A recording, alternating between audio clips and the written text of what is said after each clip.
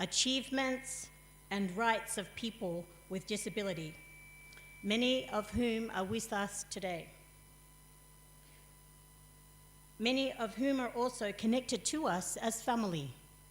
They work with us in our workplaces and live with us in our communities. This year's theme, Fostering Disability Inclusive Societies for Advancing Social Progress, is a call to action to create a society built on disability equity. Disability equity benefits everyone. It unlocks economic growth and reduces poverty. Promoting disability inclusion builds more cohesive and resilient communities. Australia's International Disability Equity and Rights Strategy reaffirms our commitment to disability equity and rights all over the world. It reflects Australia's national values and represents a strategic investment in a more peaceful, stable, and prosperous world. As my Prime Minister says, it ensures that no one is left behind. I'm delighted that our strong partnership with the Deputy Speaker and the Yar'Adua Foundation has made it possible to elevate disability equity and inclusion here in Nigeria. I encourage Nigeria to continue building a stronger, more inclusive and equitable society. I encourage us all to mainstream disability inclusion to ensure everyone can partake and contribute. Let me conclude by commending the Chief of Staff to the Deputy Speaker, Mr. Sam Hart. I appreciate you and his team at the Deputy Speaker's Office. And to the team at the Shehu Yar'Adua Foundation, Dr. Myra, and all of your staff as well, Director, thank you. And once again, thank you for your outstanding work and for your tireless efforts to pull this together. And may I just say, please, let us ensure that no one is left behind. Thank you.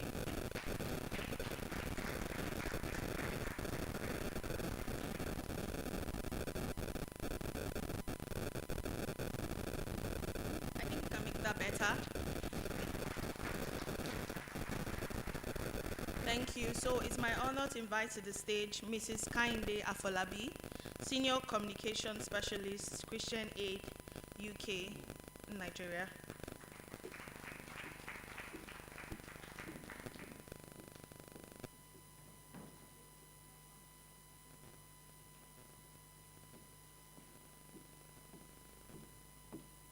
Good morning, everyone.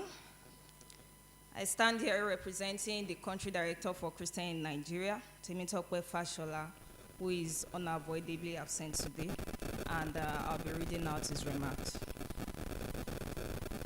Distinguished guests, esteemed partners, leaders from government, the private sector, civil society, and most importantly, our colleagues and champions from the disability community. Good morning. It is a profound honor for Christian in Nigeria to stand with the Yar'Adua Foundation, the Office of the Deputy Speaker, and fellow partners as we gather today on this globally significant day, the International Day of Persons with Disabilities. A day when the world pauses, reflects, and recommits itself to dignity, justice, and equality for all. Today is not simply another event on the calendar. It is a calling, a timely reminder that the true measure of our society lies in how we uphold the rights and agency of every person, including citizens living with disabilities. And for Nigeria, this year is especially defining. With the expiration of the 5-year moratorium under the Disability Act, we have entered a new chapter, a chapter no longer of transition, but of full responsibility, full compliance, and full accountability. Yet, as we enter this chapter, we must also be honest. Non-compliance persists, misconceptions persist, And too often, people with disabilities are still framed through a lens of charity instead of rights, sympathy instead of capability. That is why this gathering is so important and why Christian in Nigeria is proud to support it. The theme of today's forum, valuable, driven, capable, is not just a statement. It is the truth we see every day in our work across communities. Persons with disabilities are innovators, professionals, entrepreneurs, artists, caregivers, leaders, driven not by pity, but by potential, not limited by disability, but limited only by the barriers society has placed in their way.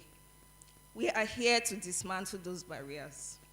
We are here to shift the national mindset from obligation to opportunity, from quotas to quality participation, from symbolic commitments to lived transformation. And the private sector must stand at the center of this shift as well. We need workplaces that do not merely allow persons with disabilities to exist, but actively seek their talent. We need CEOs and leaders who recognize that inclusion is not an act of goodwill. It is an investment in innovation, productivity, and institutional credibility. And we need every organization, public and private, to recognize that the Disability Act is not optional. It is the law. It is a moral imperative, and it is, above all, a matter of human rights. For us at Christian Aid, our mission is deeply rooted in justice. And justice is incomplete if any group is left behind. We're especially inspired by the creative and entrepreneurial brilliance that will be showcased in the talent and creativity booths later today. These exhibits are not side attractions. They are the heart of today's message. Disability is not inability. The Nigerian economy is richer, stronger, and more competitive when every talent is recognized and valued. To the Yar'Adua Foundation, the National Assembly, government ministries, disability rights organizations, and international allies, we salute your leadership. To the private sector leaders in the room, we challenge you to move from awareness to action, from hesitation to commitment. The 5% employment requirement should not be seen as a ceiling, but as a baseline, a starting point for genuine inclusion. And to persons with disabilities here today and across Nigeria, we see you, we honor your resilience and brilliance, and we stand with you. Nothing about you should be decided without you. As we begin this engagement, I encourage us all to engage with open hearts, courageous honesty, and a shared determination to build a Nigeria where every person, every voice, every gift, every contribution is recognized and celebrated. Together, let us make today more than a commemoration. Let us make it a turning point, a moment where Nigeria moves decisively from promises to practice, from compliance to culture, from inclusion in principle to inclusion in reality. Thank you once again and welcome. Thank you very much, Mrs. Kinde, for that wonderful opening remark. Before we proceed to the goodwill remarks, I would like to recognize the presence of every person with disability present in the room. We say thank you. And on that note, can we scream like we did earlier on when we first started, Happy International Day of Persons with Disability. Let's go. Can I hear it louder? That's more like it. Thank you, everyone. So we'll move on to the goodwill remarks by Honorable, apologies, special remarks by Honorable Benjamin Okezie-Kalu, CFR, the Deputy Speaker, House of Representatives. Everyone, a round of applause. Can we please give him a standing ovation, you guys?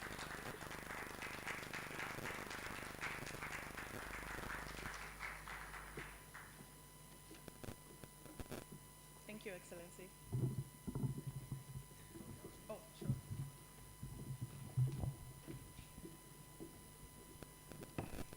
Please, you may have your seat.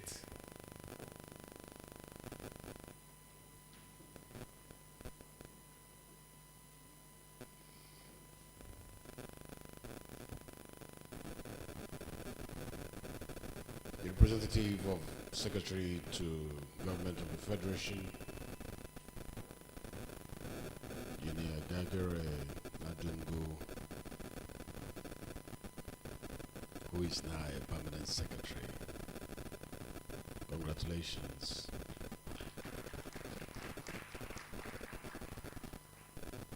Your Excellencies, the ambassadors and high commissioners of various countries here present. I've seen my dear own Australia, my second home. I've seen Mexico. I've seen Turkey. I've seen Egypt. I've seen Greece. I've seen all of you. Thank you for joining us today. Some of you came with your wives. Thanks a lot. Executive Director, Founder, Cedar Seed Foundation, Mrs. Louise Alta. The Director of Programs, Inclusive Friends Association, Mr. Moley Joshua Aldo.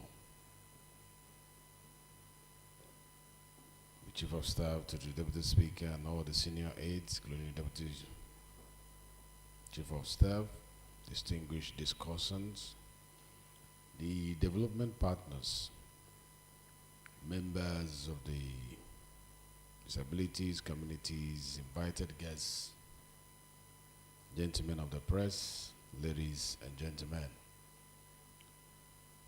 I would have loved to speak last, but due to the fact that I'll be presiding today,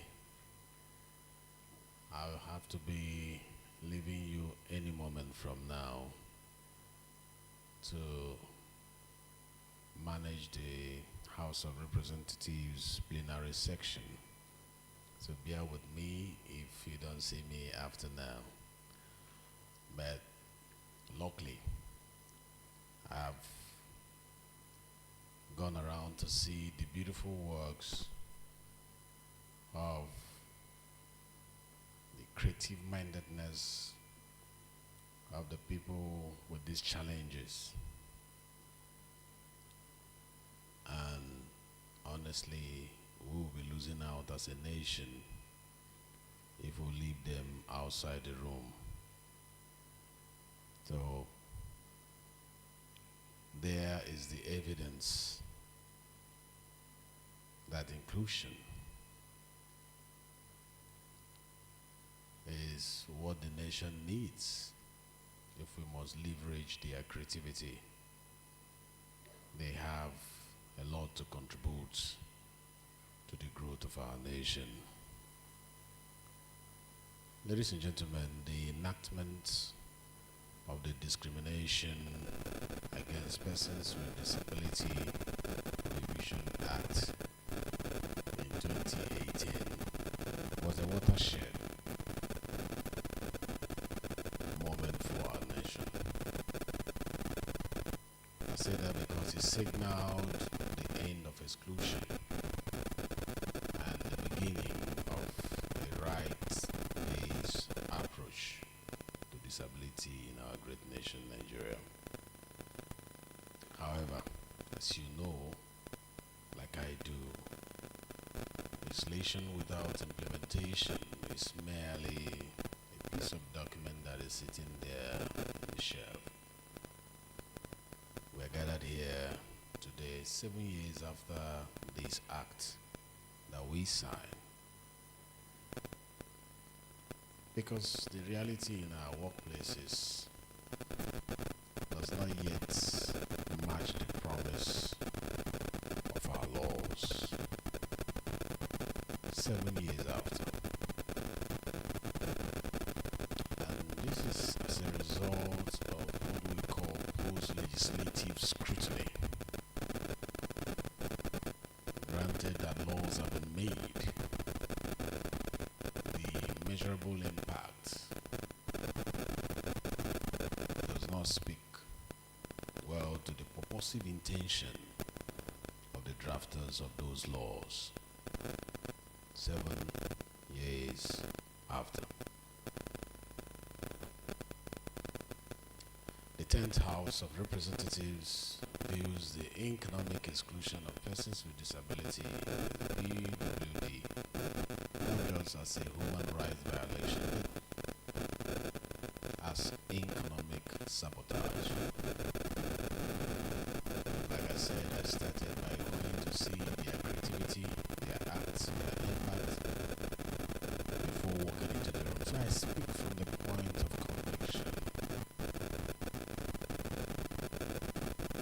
We cannot realistically aim to grow Nigeria's GDP or build a resilient economy while systematically locking out millions of capable, of driven, of valuable citizens from the workplace.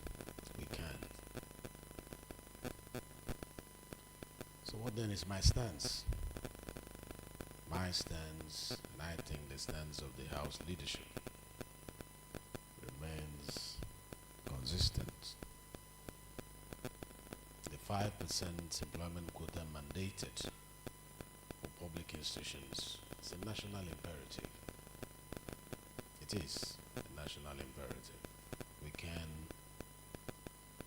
water that down, we can sweep that under the table, because it is a statutory obligation. We are moving from the era of advocacy to the era of oversight. That is where we are at the moment. The House. Thank you.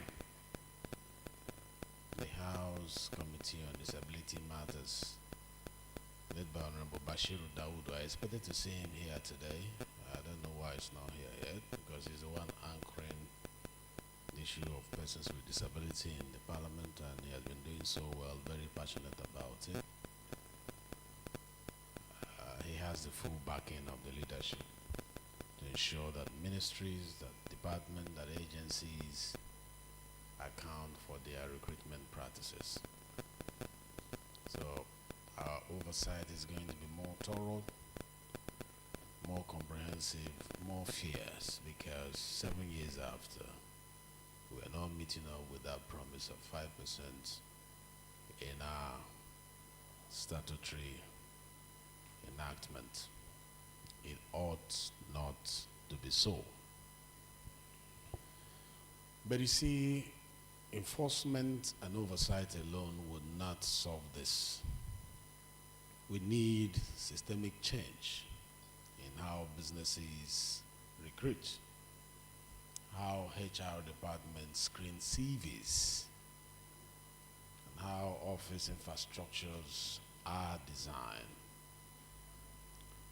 This is why today's commitment form, I'm sure the form is in this room, is critical. I'm calling on the CEOs of various establishments, I'm calling on every HR director, I'm calling on every business owner in this room and beyond this room, or watching me now from home with their businesses. I urge them to sign this form. If you don't have his ad for it, that form of commitment, commit to specific targets that your organization will drive towards the 5% statutory obligation. Commit to accessible workplaces. The struggle of people with disability to access workplaces pains my heart and the heart of the Parliament. We need this commitment, because we know that it will enhance what it is now from what it is to what it ought to be. Excuse me. I want us to commit to disability confident recruitment and disability accommodating environment. To the panel speakers that will speak today, Dr. Debukola Adebayo, Chief Ayuba, Gufwan, Mrs. Sadatu Farouk, and our own Honorable Bashiru Daudu, and Barrister Apelmida Samani.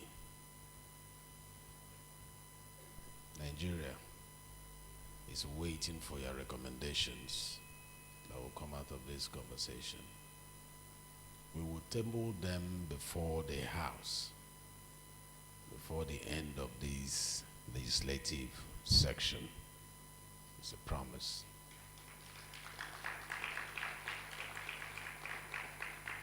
So I urge you to speak freely. I urge you to recommend boldly.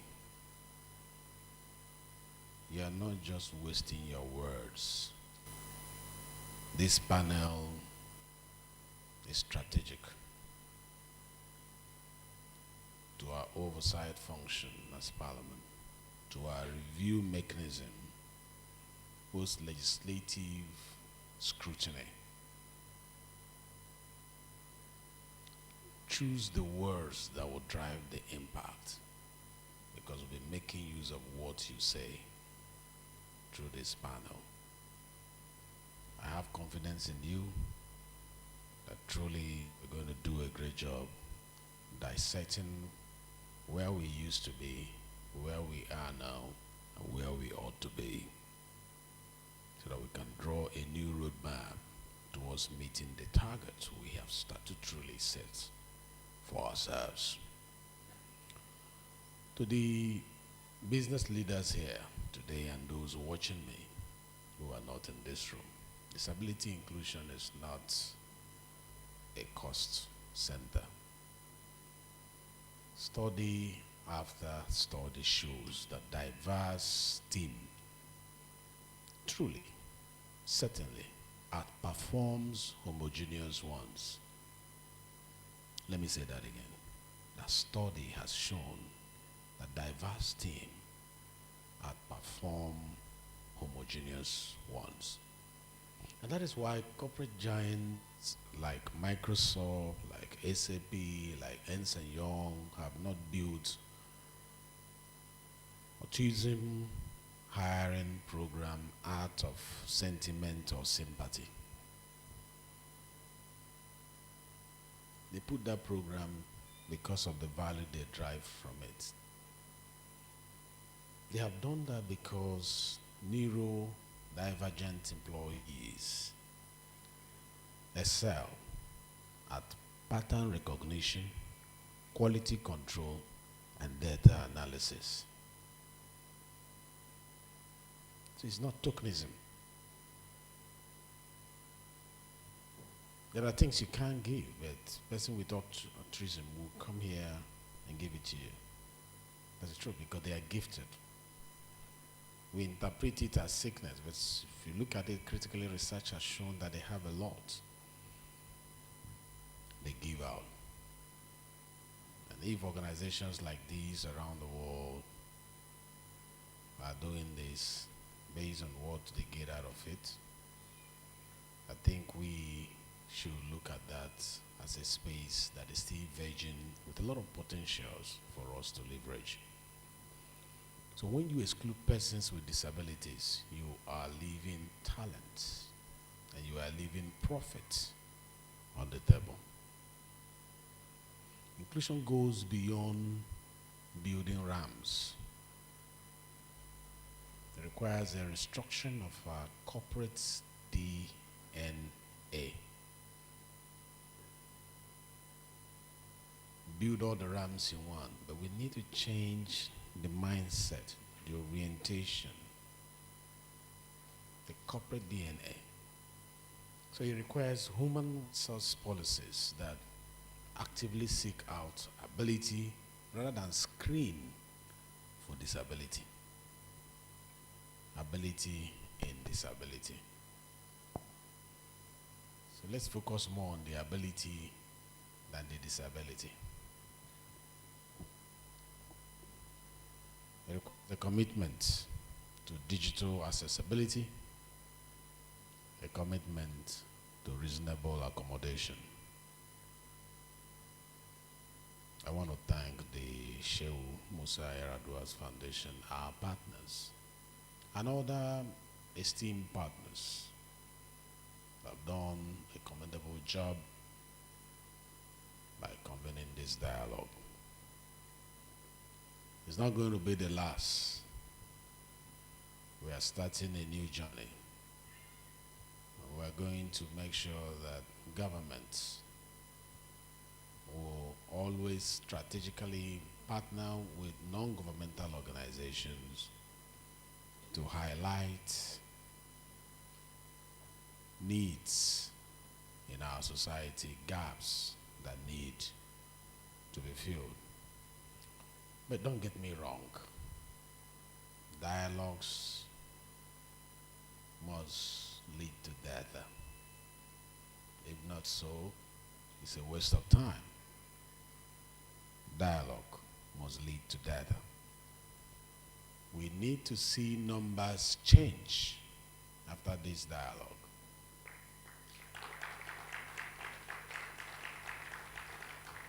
Thank you. We need to see the commitment forms signed today that will translate into employment letters tomorrow.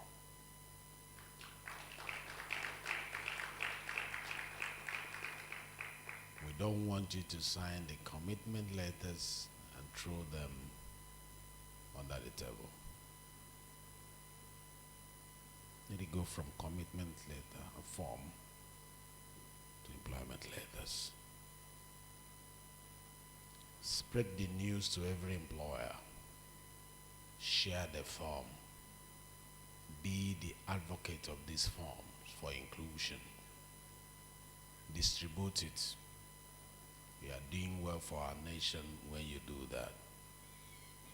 Let each one tell another. There is a commitment form that we need to commit to. And those forms must become employment letters. As we deliberate, let us resolve that the next report on workplace inclusion in Nigeria will not be a list of barriers. Let the next report not be a list of barriers. Let it be a record of breakthroughs, because we dialogue today. The House of Representatives stands ready to provide the legislative framework that is required at all times to make this happen. Thank you very much for listening. God bless you and bless the Federal Republic of Nigeria.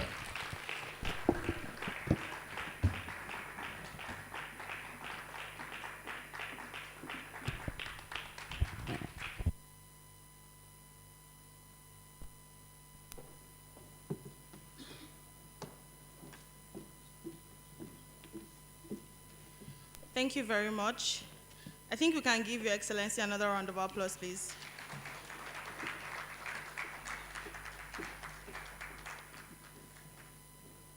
Okay.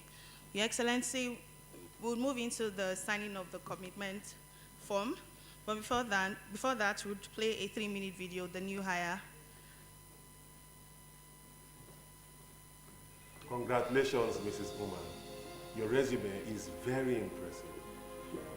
You are exactly what we are looking for. Thank you, sir. We look forward to welcoming you to our team. Thank you very much, sir.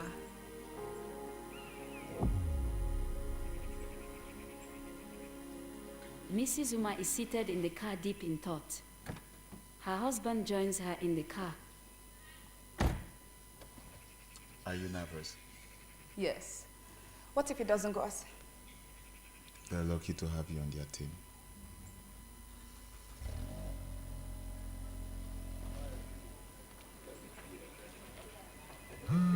In the office building, a staff member receives a call.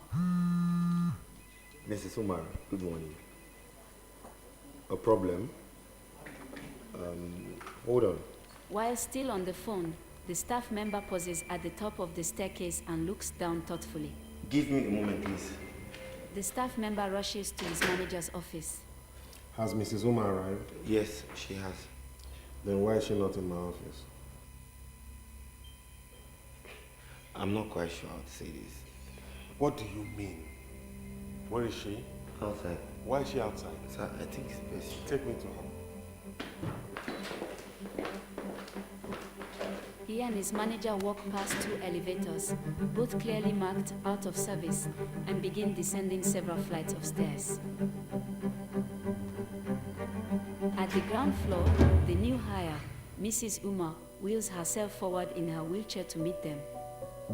The manager looks back up the long staircase and ponders on the out-of-service elevators before turning his attention to Mrs. Uma. Mrs. Uma, get me the building manager at once. Shortly after, 2 construction workers join the manager. Together, they spread out the building plans, carefully reviewing adjustments needed to make the workplace fully inclusive and accessible.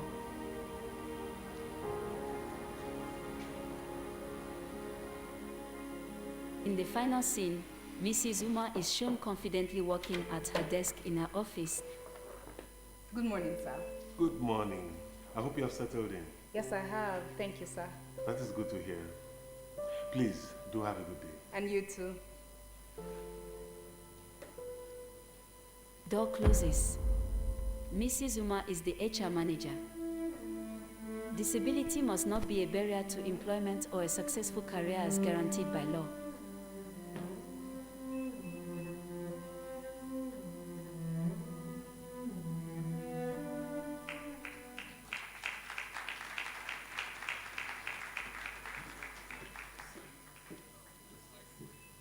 Thank you so much. So we're moving on to the signing of the commitment form. I will call on the Office of Deputy Speaker, also the representative of Senator George Akume, Secretary to the Government of the Federation, Hajia Mero from UBA. Yes. Yes, please. Honorable Sir.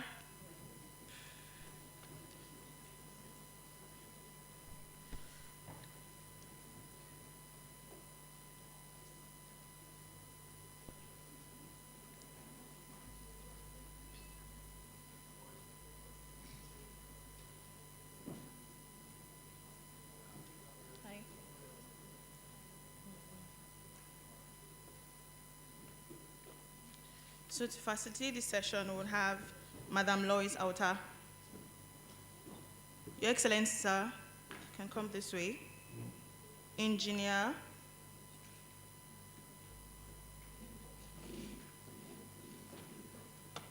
Gagari. Oh, hi, sir. Welcome.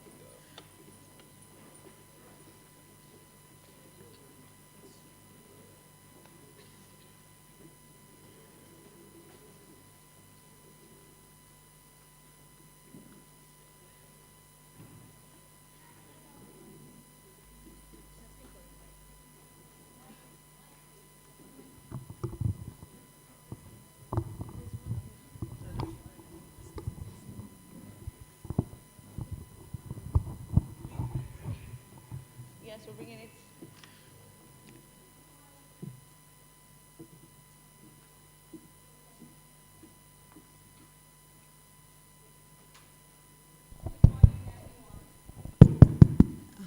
Good morning, everyone. Please permit me to see the established protocol. My name is Lois Auta. I'm the founder and the ED of Cedar Seed Foundation. No time to waste. We are here to take an action.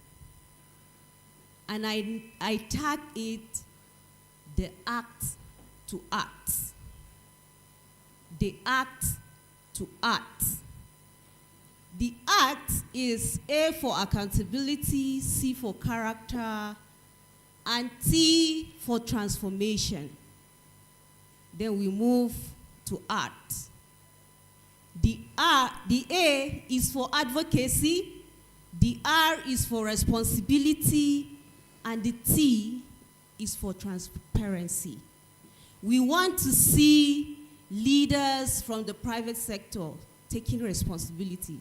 I'm responsible for the reservation of 5% employment opportunity in this office. What are the disability policies you have in your office, either as a public or private person? We are tired, and we want to move from problems to possibilities, possibilities to productivity, and from productivity to prosperity. Thank you very much, and I hereby introduce our inclusive Deputy Speaker of the House of Representatives. Thank you for being inclusive in your mindset. And our Australian ambassador. I'm sorry, I didn't get the name. And our representative from the SGF office. Thank you for joining us. Yes, please, UBA, representative from the UBA Bank. It is time to sign. This is a moment of change. This is a moment of inclusion. This is a moment of history for persons with disabilities. Persons with disabilities in the room. Thank you. Thank you for doing that. Happy International Day of Persons with Disabilities. Please, let's shout. There is productivity in disability. Thank you, Deputy Speaker. Thank you for doing this. Please, let's go ahead and sign. Media, please capture this moment.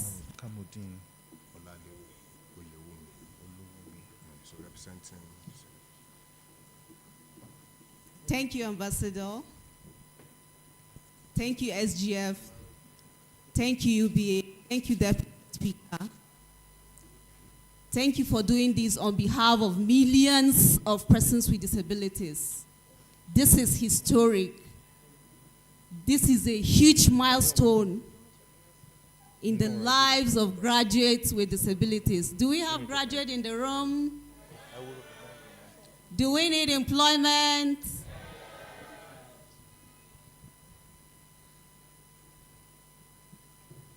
Private sector, please take responsibility. Thank you so much, Deputy Speaker. Thank you, Ambassador. Thank you, SGF representative and UBA representative. Thank you for doing this for us. We appreciate you. Persons with disabilities, please shout a thank you to. Thank you, thank you, thank you. No, you can take the picture. Yeah. Okay. All right, whilst that was going on, the representative of the Senate President stepped into the hall. Senator Karudin Oyewumi, yes, he stepped into the hall. And then Senator Osita Izunaso is also here. You're all welcome. Please put your hands together for them. So my colleague will take over from here. Sure. Right, go ahead. Thank you so much. At this juncture, I'm going to welcome to the stage the representative of the government, of the Secretary to the Government of the Federation. Please give me a minute. Engineer Gagare Nandugo, Permanent Secretary. Thank you, sir.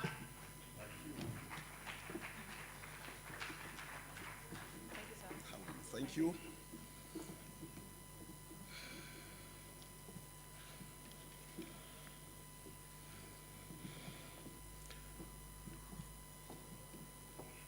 The Deputy Speaker, Nigerian House of Representatives,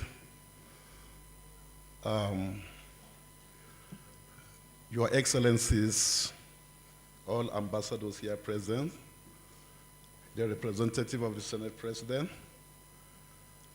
the entire people living with disability, gentlemen of the press, ladies and gentlemen, please permit me to stand on the well-established protocol.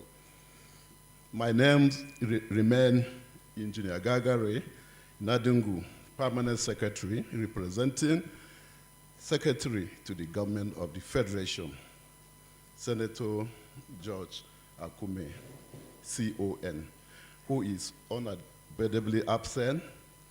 He is there attending the Federal Executive Council meeting at the Presidential Villa. And he has asked me to represent him in this great occasion. Speech by the Secretary to the Government of the Federation at the 2025 International Day of Persons with Disabilities Forum on 3rd December 2025. I beg your pardon. I think today is 3rd or 2nd? Okay, 3rd. Okay. I am pleased to join you for the 2025 International Day of Persons with Disability, an observance that carries special significance for our nation this year. I sincerely appreciate the Office of the Deputy Speaker and the Sheikh Musa Yar'Adua Foundation for convening this timely and strategic forum at a moment when Nigeria stands at a major turning point in its journey towards full inclusion. This year is historic. For the first time since the passage of the Discrimination Against Persons with Disabilities Prohibition Act in 2018, the 5-year moratorium has fully ended. Nigeria has now moved from a period of transition to a phase of full implementation. Inclusion is no longer a matter of goodwill. It is now a legal obligation, a policy priority, and a moral responsibility owed to millions of our citizens. The theme of this forum, valuable, driven, capable, speaks directly to the truth we must all acknowledge. Persons with disabilities are not seeking sympathy. They are rather seeking access, opportunity, and fair recognition of their abilities, creativity, and contributions. Inclusive workplace do not only uphold dignity, but strengthen productivity, innovation, and national development. The federal government, under the Renew Hope agenda of President Bola Ahmed Tinubu, GCFR, remains firmly committed to building a Nigeria where no one is excluded from participating meaningfully in society. Ministries, departments, and agencies must now demonstrate clear compliance with the provisions of the Disability Act, especially the mandatory 5% employment quota. Public buildings, transportation systems, and service channels must be accessible to all. We can no longer afford environments that silently or openly push people away. Accessibility is no longer optional. It is the law. The era of excuses is over. Accessibility and inclusion are now the minimum standard expected across the nation. We also call on the private sector to step forward as partners in progress. Around the world, companies that embrace diversity and inclusion outperform their peers in innovation, retention, and customer satisfaction. Disability inclusion is not charity. It is smart economics.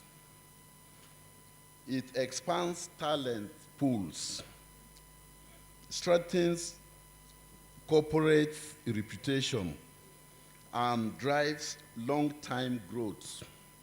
Nigeria's private sector has both the influence and the capacity to lead by example.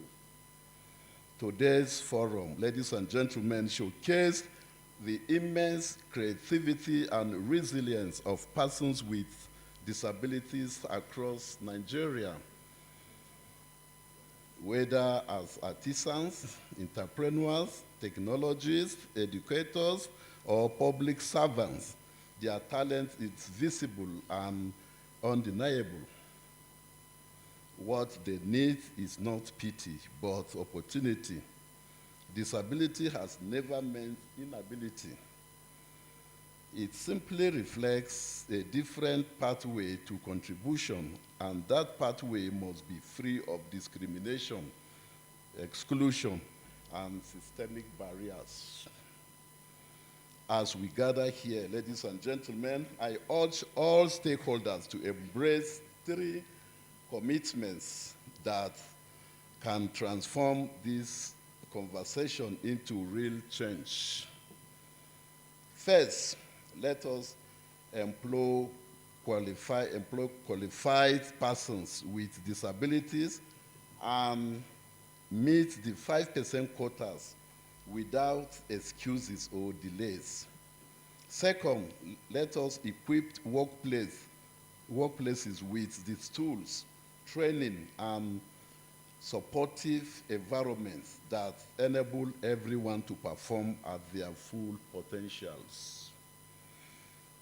Third, let us empower persons with disability by opening leadership pathways, supporting people with disability-owned businesses, and ensuring they have a voice in decisions that affect their lives.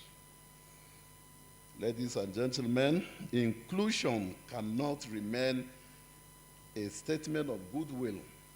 It must be reflected in our budgets, our infrastructure, our hiring decisions, our corporate strategies, and our daily interactions. Nigeria cannot rise fully while leaving talents behind.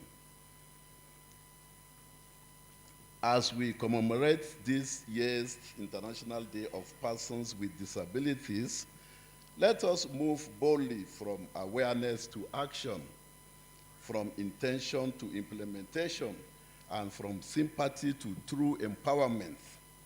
A truly inclusive Nigeria is one where every citizen, regardless of physical or sensory ability, can contribute, growth, succeed, and thrive without barriers.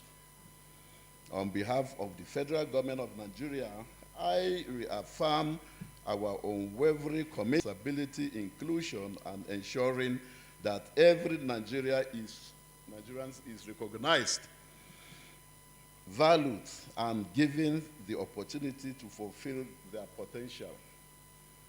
Together, let us build a nation where ability and not disability defines the future. Thank you, and God bless the Federal Republic of Nigeria, and God bless you all for listening. Thank you.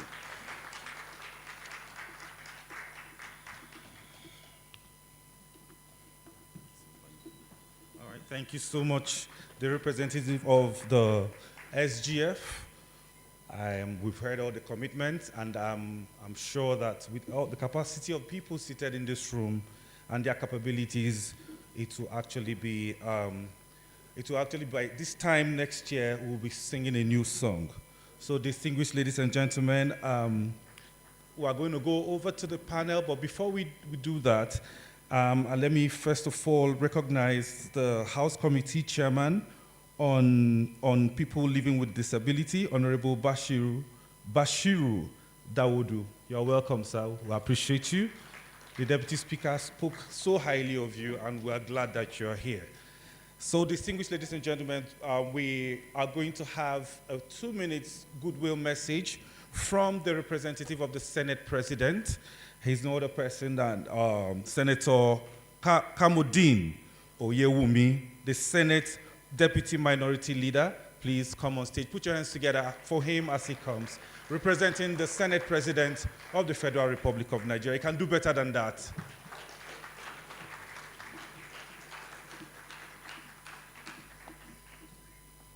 Thank you very much. Let me salute the Deputy Speaker of the House of Reps in absentia, Right Honorable Kalu, Honorable Member of House of Reps, the international community represented, and the celebrant of today, my brothers and sisters. Well done and congratulations on this celebration of days of people living with disability. This is a message from the Senate President, distinguished Senator Goldfish about Akpabio GCON. He wanted to be here. In fact, I'm supposed to accompany him here, but today we have a message of screening the newly appointed Minister of Defense. So that's why he asked me to come and stand there for him. He holds you in high esteem and he sends his wishes. This is the speech by the President of the Senate, His Excellency, the Senator Goldfish Akpabio, at the 2025 International Day of Persons Living with Disabilities Forum at Yar'Adua Center, Abuja, on December 3rd, 2025. I'm honored to stand before you today, not only as President of the Senate, but as a fellow Nigerian who holds with unshakable conviction that a nation's strength is measured not by the height reached by the fortunate, but by the opportunities it extends to all our sons and daughters, especially to those whom history has not too often cast upon the margins. Today is not merely a ceremonial observance, it is a national awakening. It reminds us that progress is not defined by the skyscrapers we build, but by the doors we open. And there is no door more urgent, more humane, or more defining of our future than the door of inclusion. Nothing illustrates this truth more powerfully than the life of Ellen Keller, a child who, at just 19 months old, was plunged into a world of total darkness and absolute silence. He was blind, deaf, and cut off from the simplest human connection. She stood at the very edge of possibilities. Many believe that her life had been concluded before it even began. But she refused to yield to the tyranny of her limitations. With the tireless guidance of her sister Anne Sullivan, she learned to communicate without sound, to read without sight, to imagine without boundaries. She wrote books she could never see. She inspired audiences she could never behold, and rose to become one of the world's greatest voices for courage, intellect, and human possibilities. Asked how she overcame her challenges, she replied, "The only thing worse than being blind is having sight but no vision." So it means so many people living with eyes are really blind. You are blind only when you have no vision. When you have vision, you move places. Our life stands as a timely reminder that the presence of disability does not mean the absence of greatness. That human potential is not confined to the senses we possess, but by the vision we refuse to pursue, and that's destiny. In its pursuit form, is never disabled. This year commemoration carries special significance. The 5-year moratorium under discrimination against persons with disability Prohibition Act of 2018 has now expired. And with that expiration comes a truth we must all embrace. That is, full compliance is no longer optional. It has become a law. The era of excuses has ended. And I saw that the representative of the SGF equally mentioned this from the government side.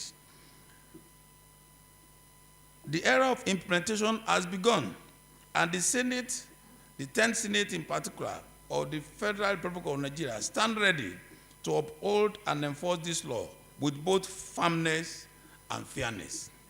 In the past 2 years, the Senate has strengthened the oversight of ministries and agencies on disability compliance approved increased funding for accessibility upgrade in public infrastructure, supported the National Commission for Persons with Disabilities with stronger legislative backing, passed law promoting workplace equality, anti-discrimination and social protection, and established accountability frameworks to ensure that no government institutions ignore the 5% employment quota. These are important steps, but they are not enough. We must go further, and we shall. Across this country, values hide behind adversity. The physically challenged potter in Kuje, whose hands speak with clay more eloquently than many speak with words, his work must be exported internationally because some people do not lack value, they only lack feasibility. I know young blind lawyers who study using audiobooks but graduated top of their classes. And today, they draft legal opinions that guide corporate decisions. They stand as proof that drive is a currency stronger than sight. The story is told of a tailor with one arm who produces some of the finest agbadas worn by political and business leaders. His life declared the simple truth: capacity grows whenever courage is allowed to breathe.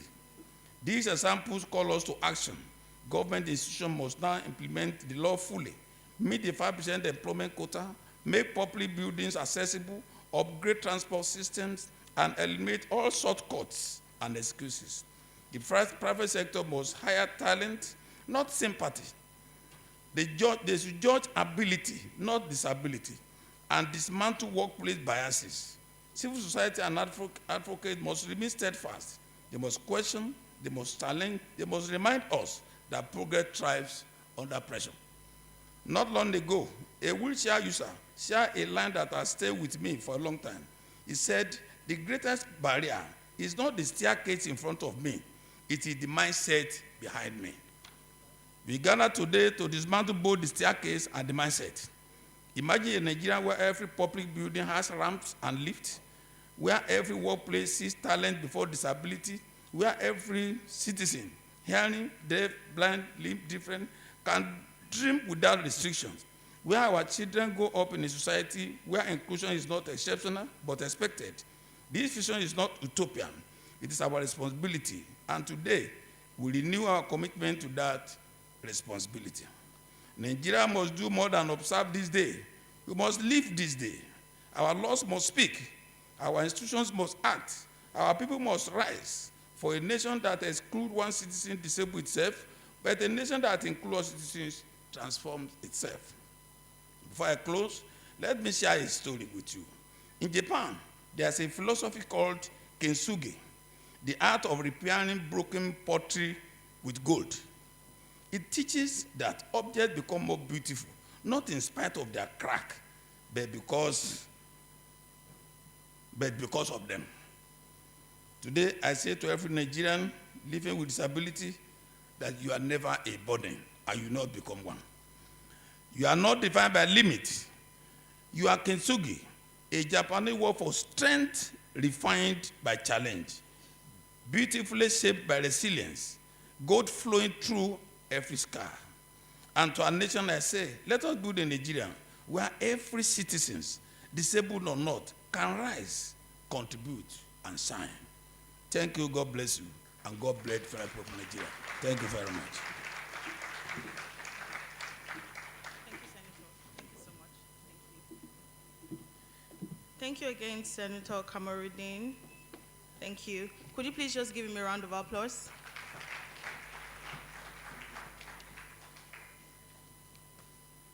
Okay, we'll move right away into the panel discussion, the crux of the matter.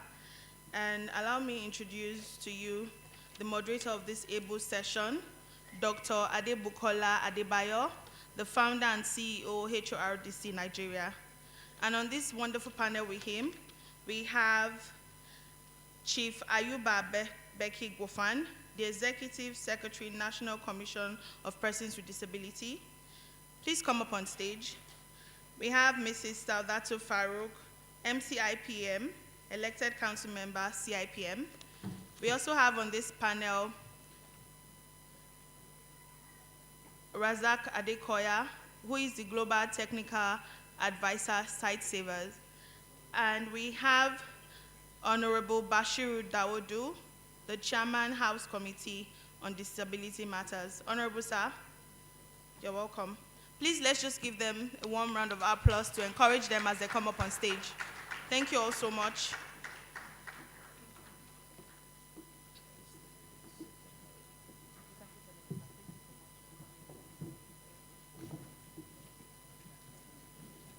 No, you can't stand in front of them. You can stay at the extra. Hi, ma'am. Good morning. Welcome. Yes, please. The moderator is here, please. Excuse me, sir. Moderator.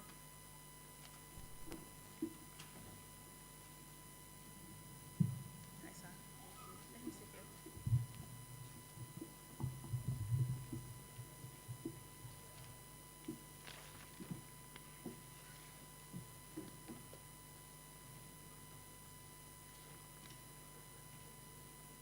Mr. Adebukola.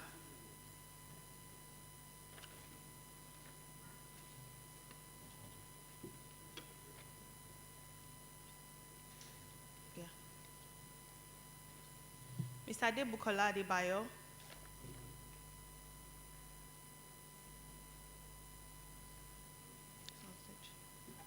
Thank you.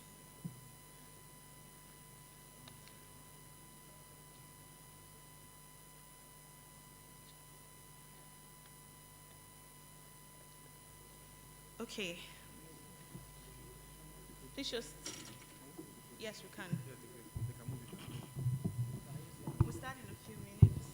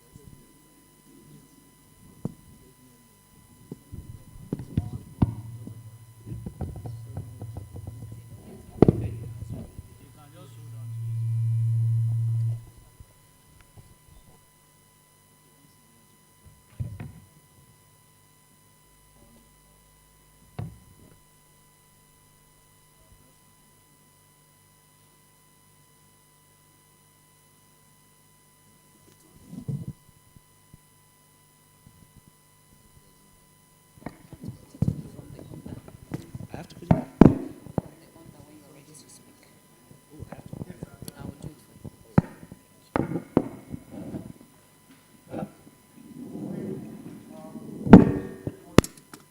Please give me, good, thank you. Welcome everybody. Welcome everybody. It's a pleasure to have you guys on the panel today.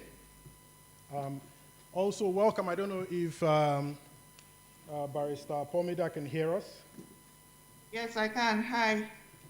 Yeah, I think I want to start with you because you're actually joining us and you were very enthusiastic. You're joining us remotely and very enthusiastic about this event despite the fact that you had health challenges. Please, I just want to get an idea of your lived experience as someone who's employed by government but living with disabilities. What does it feel like and how can this be something that is translated to many MDAs across government? Okay, thank you so much for giving me this opportunity. Even though I can't be there physically, I really appreciate that. Because I have a lot I want to share, but I'll just cut it short. My name is Aponida Haruna Samani, and I'm from the Federal Ministry of Justice. So the video that was played earlier, I think is titled The New Hire, right? It's actually a perfect depiction of something I've gone through.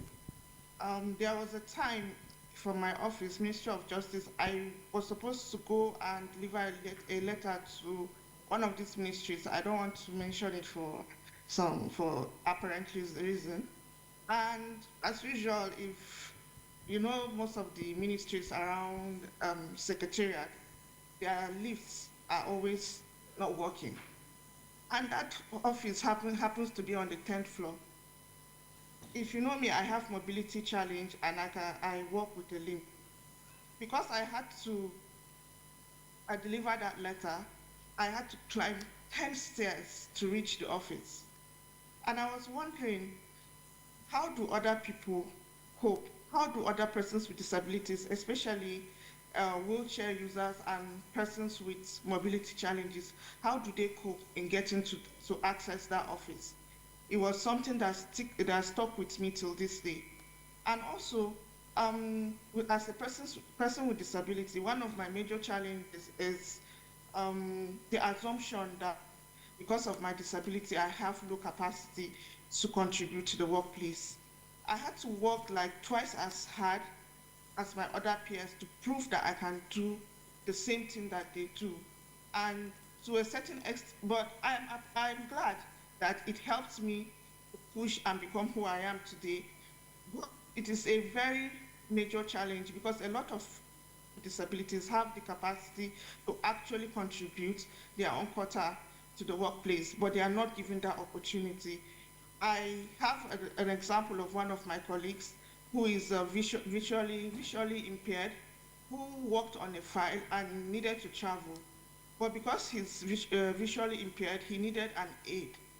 When it got to the time when he had to travel, he was told that the DTA does not cover an aid, and because of that, he lost that opportunity to travel because he needed that. And one of the other experiences I think that I always have to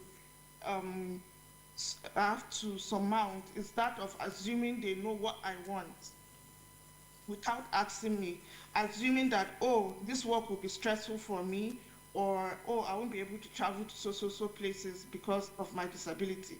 Meanwhile, stand through all those things, all they needed to do was ask me if I can. And if I say I can, if I say I can't, that's a different ballgame altogether. So I think those are my challenges that I've faced as a person. When it gets to physical accessibility, in my own office, Ministry of Justice, I really don't have a problem with that. And I know that the ministry is trying to make the office accessible to persons with disabilities, because I know the last time I was in the office was quite a long time ago because I had corrective surgery and I haven't been able to go to the office. But one of the challenges I also, or maybe it will be a solution, probably I'll talk about it later, but but these are the few challenges that I have faced. And I know some other people. I had a colleague who was also visually impaired, who were employed together. And one of the issues he had was having to read the files when they are given to him. And we didn't have assistive devices that would aid him to do that, which is one of the challenges that I know visually impaired people face in my office. And also the lack of interpreters in the office. We have people that are hearing impaired, and I know the colleague of mine that we had to go for a meeting, and someone writing what our director was saying for her to understand. If only we had the sign language interpreter, that wouldn't have been an issue. So thank you very much for giving me this opportunity to share some of the challenges that I faced, and which I know some of my colleagues, or if not all of them, also experienced. Thank you. Thank you. Thank you for sharing that very vivid lived experience, and I think it's important to see life through your eyes. My next question is to Chief Ayuba Becky Gufwan, and this is about the National Council on Persons with Disabilities. Some of the challenges that have been highlighted by Barrister Apomida, I'm sure you're very aware of them. Can you tell us just briefly in 3 minutes what the National Council of Persons with Disabilities is doing with workplace inclusion in Nigeria? Thank you so very much.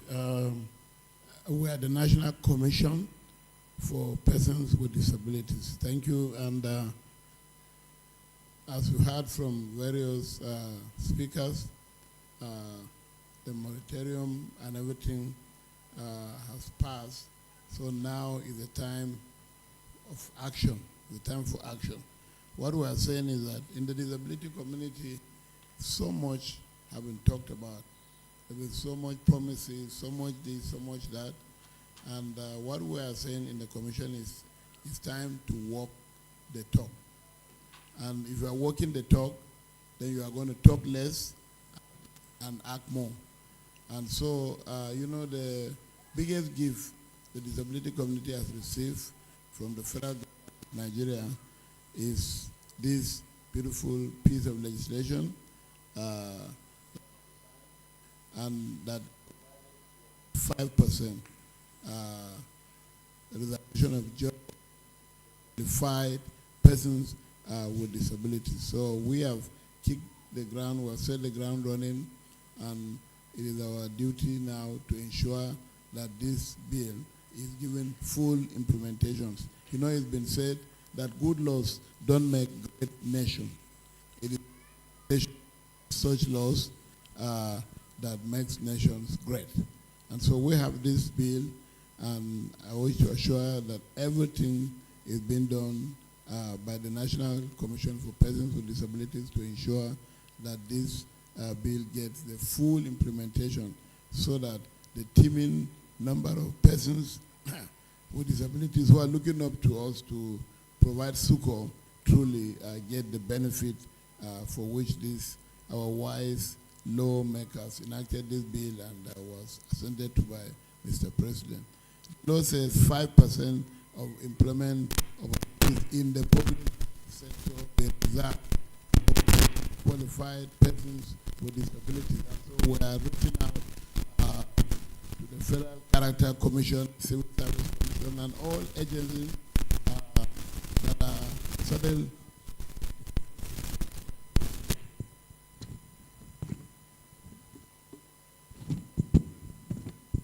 Okay, sorry for that little hitch.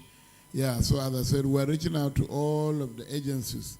We're in very wonderful talk with the Federal Character Commission, the National Civil Service Commission, and all the agencies of government that are saddled with one form of employment or the other. And our desire is to make sure that people are not left out. As it has been said, when you reach out to persons with disabilities, when you include them, you are not showing charity or magnanimity because they have so much to offer. We have all agreed that there's ability in disability, and this ability that lies in disability can only find expression when the opportunity is given for the people to come on board. And so we're very confident being done.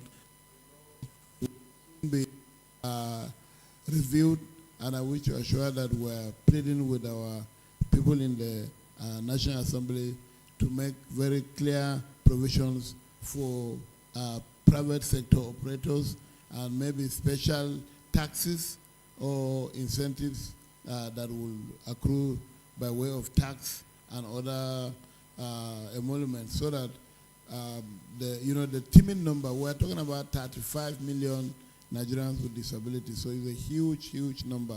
It's more than the population of many countries in Africa, many countries in Europe, many countries in Asia, and around the world. So it's not a negligible number. It is a huge number, and everything must be done to make sure everyone is carried along, because our desire is not to leave anyone behind. Please, a round of applause.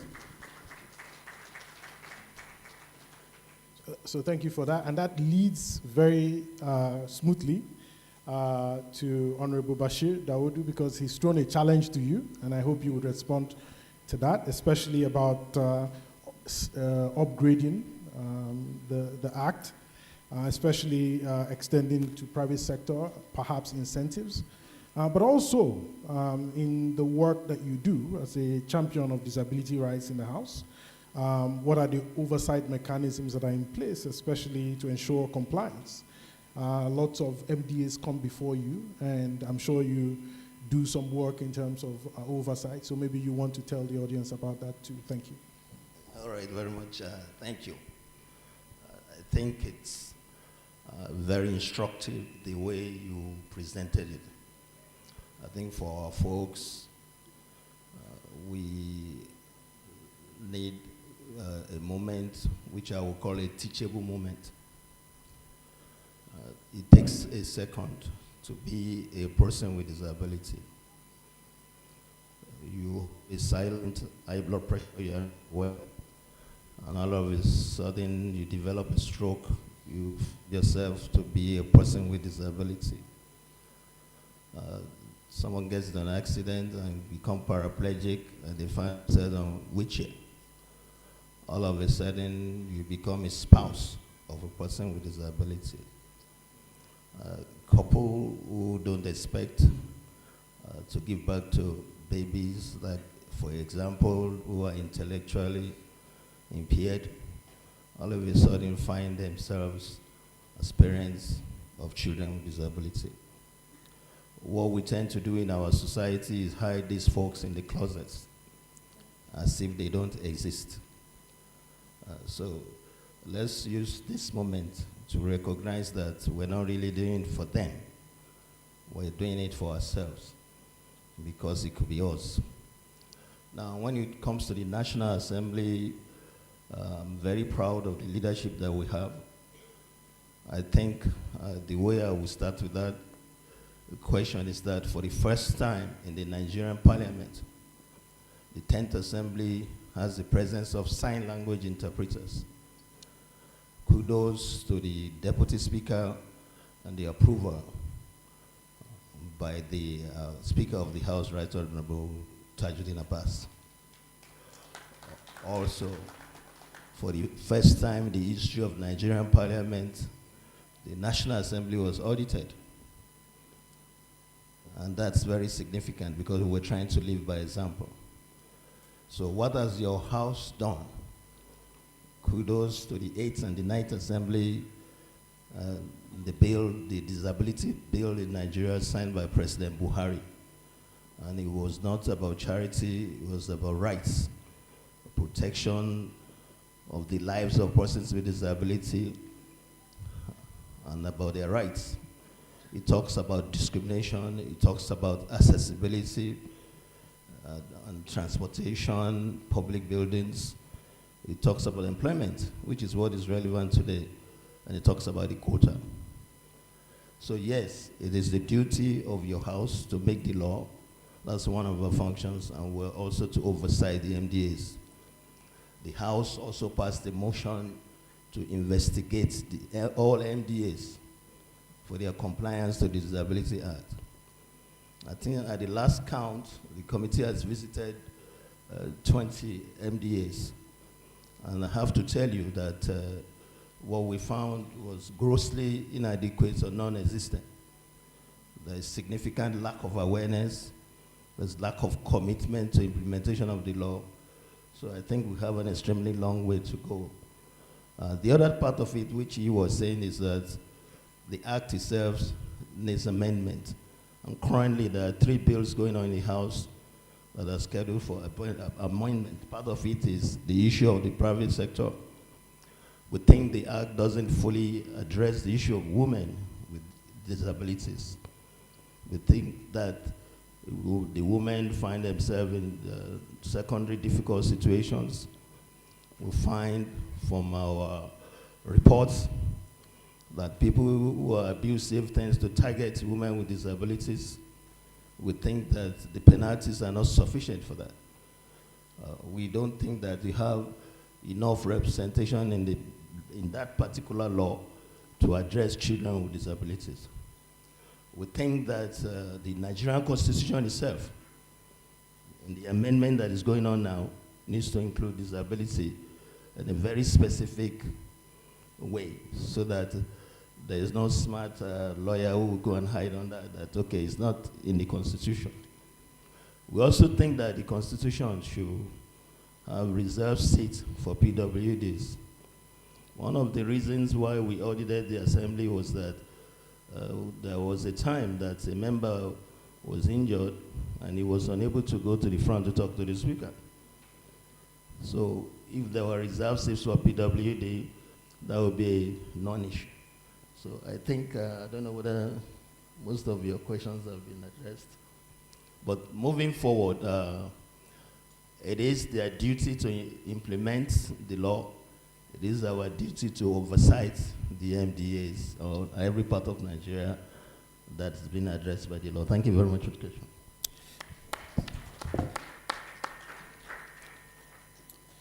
Thank you, Honorable Bashir Daudu, for that. I'll now move to Mrs. Sadatu Farouk, elected council member, Chartered Institute of Personnel Management of Nigeria. Very interesting, the work that you do, particularly with disability inclusion in workplaces. And I'm sure we're very curious about this, especially about what the employment pipeline looks like. How can organizations recruit persons with disability, and what are the major deterrents that are preventing organizations from doing this, and how is CIPM helping organizations and persons with disabilities overcome these barriers? 3 minutes. I'll start by congratulating the celebrants of today. Happy International Day for People Living with Disability, and to thank you most sincerely, the organizers of this program.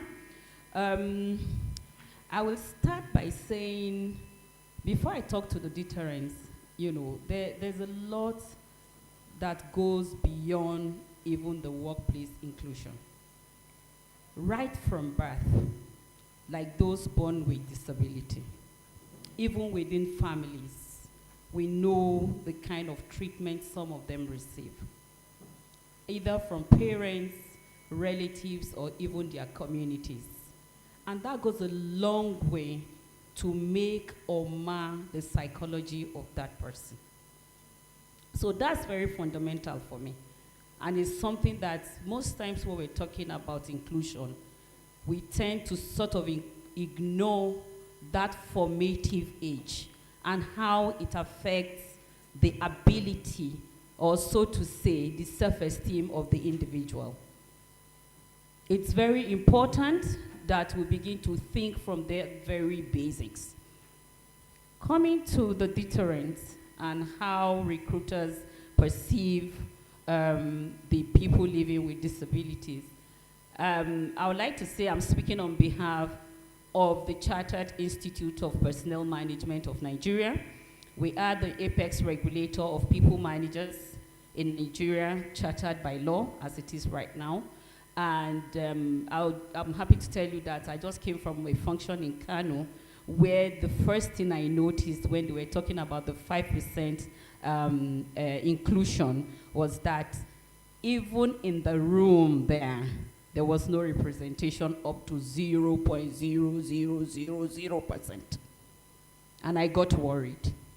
And this still boils to how do we, you know, craft our policies?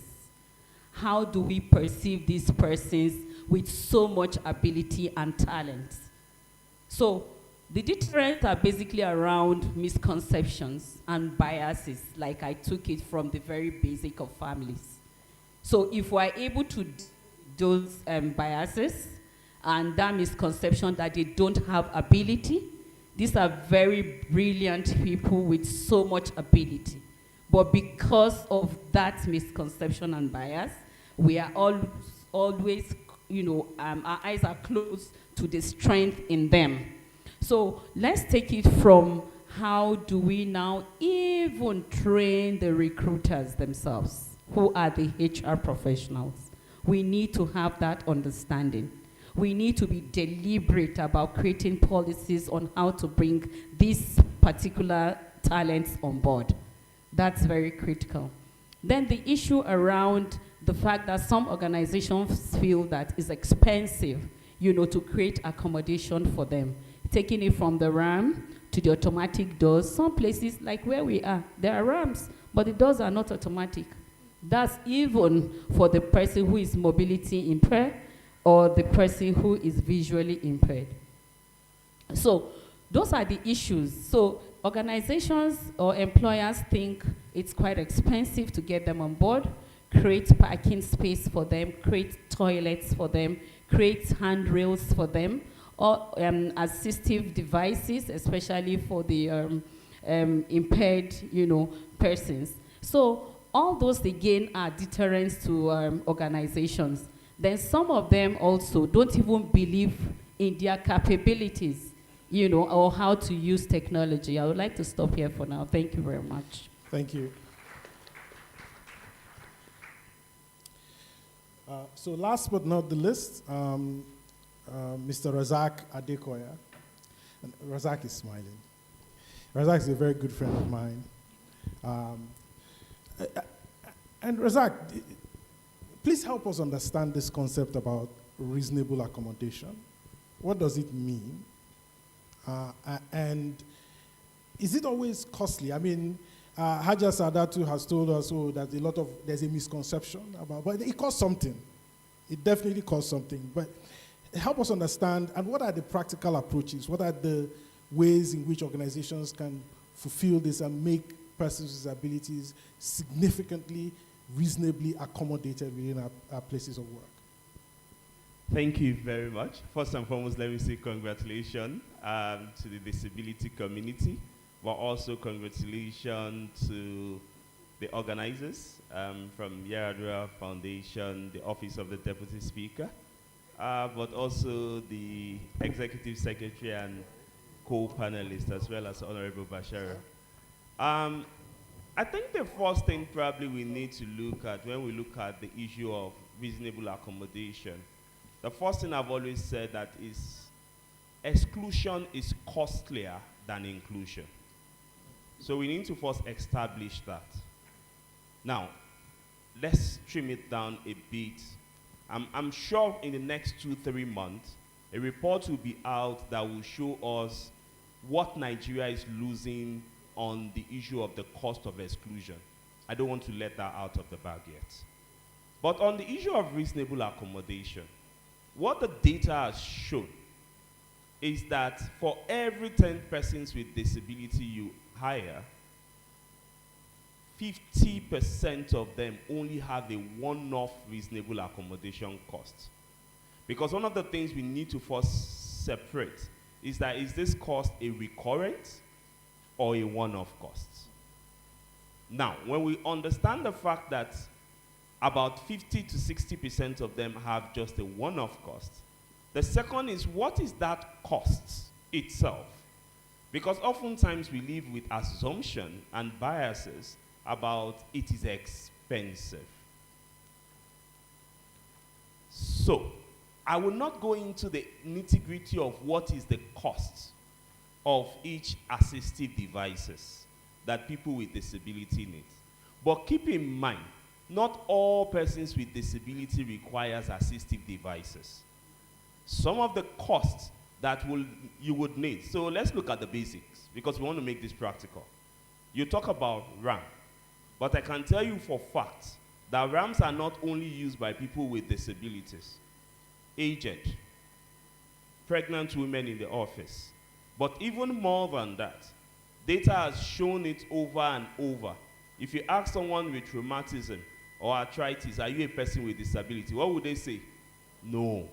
But tell me, when you put a staircase and a ramp, which would they use? Thank you. Now, it's clear that those accessibility needs are not just for people with disabilities alone. They are for everybody in the place of work. What's the solution? The National Commission last year releases a policy or a scheme called the Access to Work Scheme. The Access to Work Scheme is expected to help employers who need assistive devices for their new employees to be able to apply for it. I am urging the Commission, they are here, to please make more awareness on this policy. But maybe, and I'm sorry, I'm not speaking for the Commission, maybe lack of funding is also something impacting on the Commission. As the last time I checked, and please correct me if I am wrong, the Disability Commission do not have more than 5 billion annual expenditure. Honorable Basharo, please, am I wrong, sir? Thank you. If it is 5 billion for over 25 million people, that's less than 200 naira per person. So how are we going to do that? The funding for the commission needs to be increased from the government perspective. But also private sectors needs to be worked with for us to change it. So what are the other ways we need to look at this? For employers, part of the fundamentals we've seen is that when employers come together and learn from one another, there are possibilities for them to share best practices of what works and what doesn't work. In Nigeria today, we have what we call the Nigerian Business and Disability Network, incubated by CIPM, seated beside me. And we have members like MTN, Access, Total, and Sterling, and other organizations who are members of that network. There are few companies who have come together, Unilever, to say, let's learn from each other. I am urging members of private sector who are here to join that network, because it is when you learn from your peers and have a knowledge exchange that you can be able to take it forward. The last point I would raise, and to be honest, I really want to urge, even from the National Assembly, let's start from there. National Assembly have members, and to be honest, Honorable Bashari has done amazing work. I think I've been engaging with him now for almost 5-6 years. I must acknowledge that. Yeah, but there is a Yoruba adage that says, when you hail someone, you want him to do more, because the reward of more is what? Is more. If the National Assembly also can start by saying, how many staff do we have? Are we also even meeting the 5% quota? With that, you can confidently go out and say, MDAs, we have done our bit. Then you must also do your bit. Let me shock you. According to the micro data of the Nigerian Living Standards Survey released recently for 2023, for age 15 to 35, in Nigeria we have 67 million people who are active in the labor market. Please quote, age 15 to what? 35. Of that 67 million, only 2 million are persons with disabilities who are active. Please, I did not say who are employed. Active in the labor market comprised of those who are employed, underemployed, and unemployed. Of the 2 million plus, which is about 3%, only 800,000 plus, which is about 1.2%, are gainfully employed. What that means is there's a large number of people who are unemployed within the disability community. Those are data. And that data is not my data. It's the Nigerian Bureau of Statistics data. So ability for us to look into this, to invest in the capability and the capacity of people with disability is fundamental. And thank you to them. Please, a round of applause. That was a really good presentation. Unfortunately, I see time up here, and this is a very strict panel. We've got to move on because we've run out of time. We'll just take a picture with everybody, but we'll remain seated. Where's Musa? Come and take a picture of us. Please look very nice, but, but seated. This is a conversation. I haven't, relax. Okay, another one, please. Thank you. Okay, please include the online participants.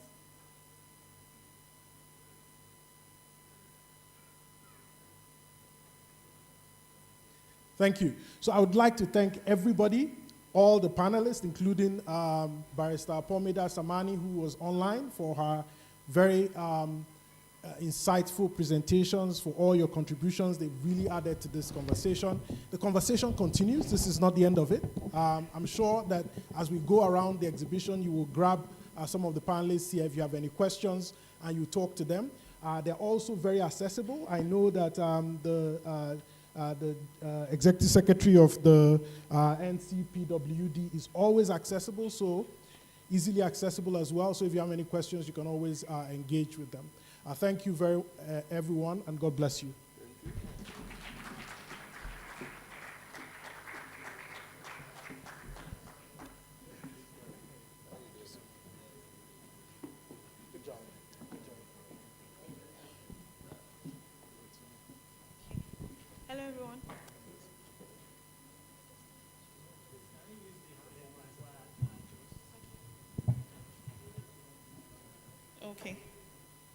Hello, everyone. So we're going to have a spoken word performance by Mercy Agwocha.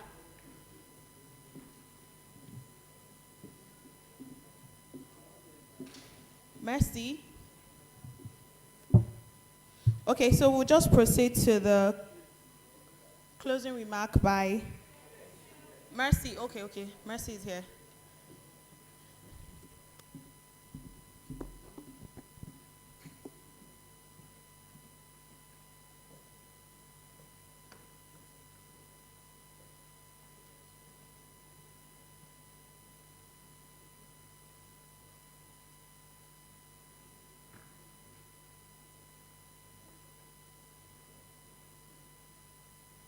Can we please give her a round of applause as she comes up?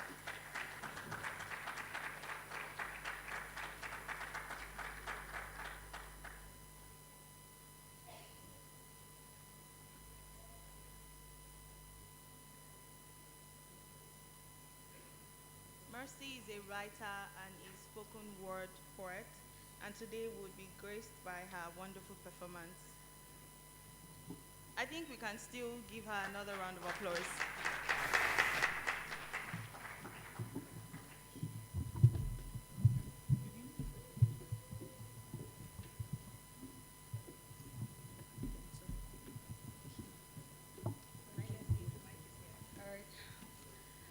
Hello, everyone. Hello, everyone. Do we have people here? This house is too cold for my liking. So, my name is Mercy Agwocha, aka the Mercy of God, aka Mercy the Poet, aka Mercy International, aka Mercy Special, aka Mercy of anything good.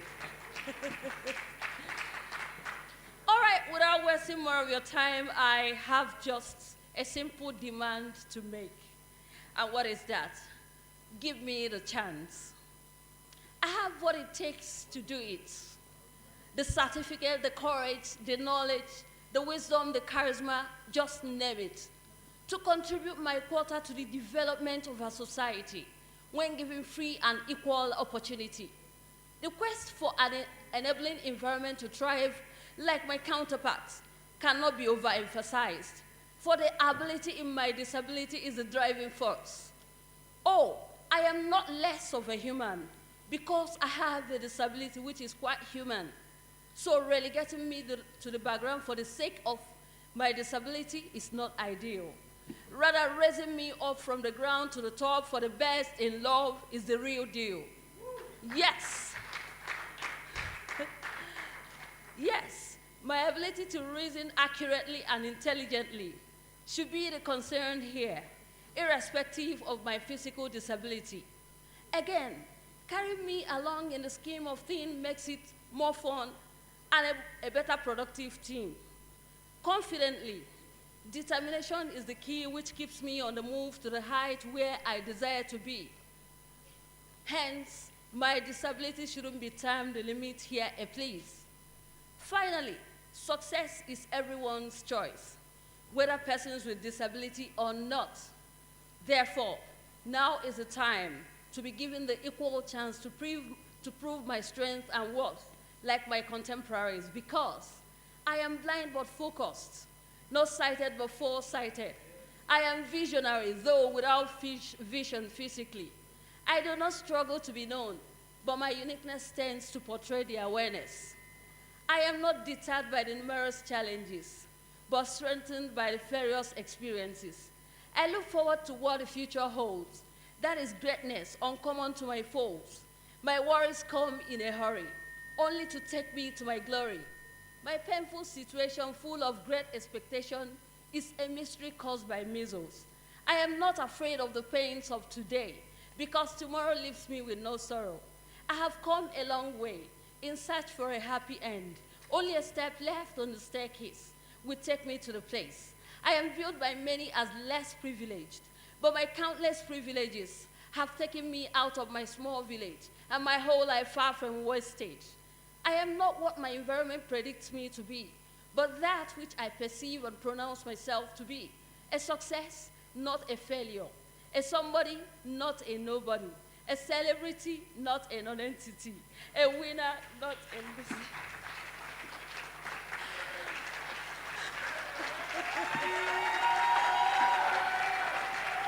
All right. All right, please.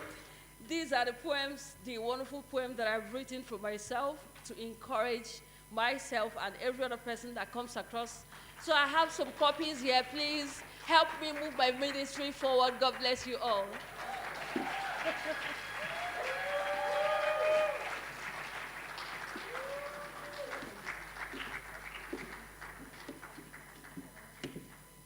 you so much, Mercy. We have copies of her books available. Please give her a standing ovation, everyone. You're getting a standing ovation. I told her. Thank you. Thank you. Hello, everyone. So we'll just go over to the closing remarks by Gift Anyao, Program Associate, Irede Foundation. Gift.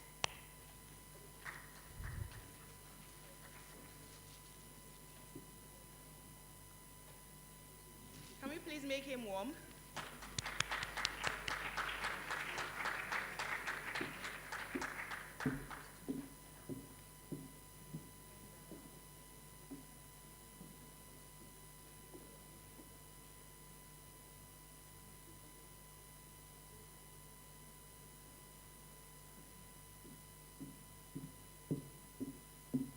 Please, we're going to have picture sessions after the closing remarks, so please don't leave. Thank you. Amazing. How's everyone doing today? Yeah. All right. So, with the closing remarks, as we come to the close of today's event, I want to give a very big heartfelt thank you to everyone who contributed to making this event a success, from the Yar'Adua Foundation to the Office of the Deputy Speaker, to every partner, organization, and person represented here.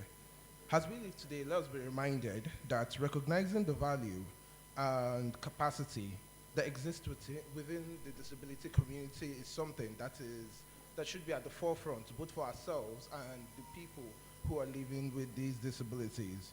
We should understand that meaningful inclusion doesn't just start overnight. Instead, it requires resilience. Resilience from everyone that is here, who has participated in this space, to speak, to tell their stories, so that we can understand ourselves better. These conversations, they shift ideas, they challenge misconceptions, and they help us to understand better what we need to do to move society forward. So as we leave here today, let us carry forward the momentum of this event. Let us remain connected to creating opportunities, removing barriers, and challenging outdated narratives. Let us work together towards workplaces in Nigeria that reflect the dignity, diversity, and brilliance of every individual. So thank you very much for your time here today. Thank you for your passion and for your unwavering dedication. Let us go forward with renewed energy and determination, because the work continues, and together we'll make inclusion the norm, not the exception. Thank you. Thank you, Gift, for that amazing closing remark. So I'd just like to kindly request that the ambassadors come up on stage for a picture session. Quickly, thank you, sirs. Yes, please.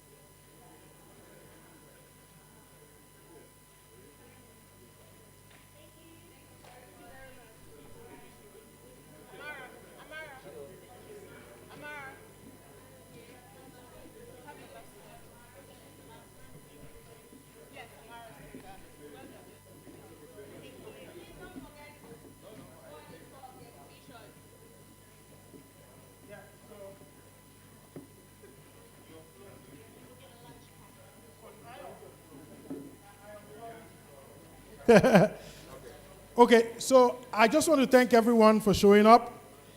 Thank you very much. Thank you for spending all the time with us. The event is over.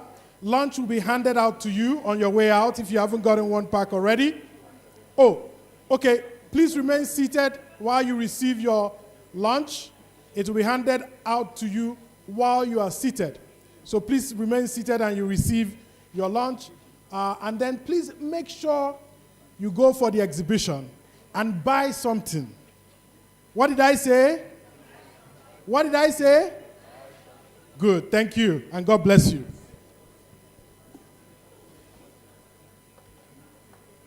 In our diverse society, where every voice should matter, a concerning reality persists. Congratulations, Mrs. Uma. Your resume is very impressive. You are exactly what we are looking for.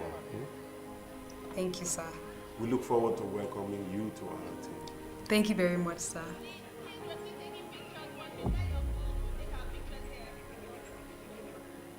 Mrs. Uma is seated in the car deep in thought. Her husband joins her in the car. Are you nervous? Yes. What if it doesn't go as? They're lucky to have you on their team.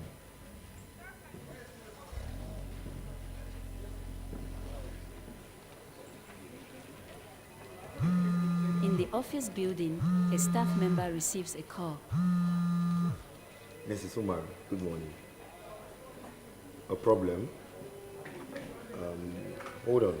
While still on the phone, the staff member pauses at the top of the staircase and looks down thoughtfully. Give me a moment, please. The staff member rushes to his manager's office. Has Mrs. Umar arrived? Yes, she has. Then why is she not in my office? I'm not quite sure how to say this. What do you mean? Where is she? Outside. Why is she outside? Sir, I think it's best. Take me to her. He and his manager walk past two elevators, both clearly marked out of service, and begin descending several flights.